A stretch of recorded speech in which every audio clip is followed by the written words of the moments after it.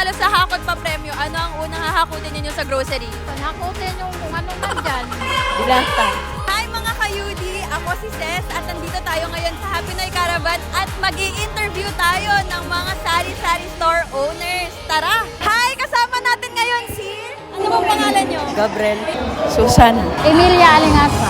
Emilia. So Emilia, bakit po kayo nandito ngayon? Eh kasi ang sabi, may ano daw, yung sa parapol. May paraffol. Para sa tindahan. Sa tindahan. Para sa tindahan. So kung kayo ang mananalo ng 50,000 worth ng groceries, ano pong una nyong kukunin? Dilata. Delata. Ayan. Ano po, paninda. Paninda. So ano kayang klaseng paninda yung hahakutin nyo? Pang sari-sari store. So kung ano yung mga pang sari-sari store, yung mga kunin ko. Siguro, yung mga grocery. Grocery. Ayan. Ay, yung mga dilata, gano'n. Delata daw, delata. Sige, tignan natin kung mananalo si Ate Emilia. Thank you po, Ate Emilia. Salamat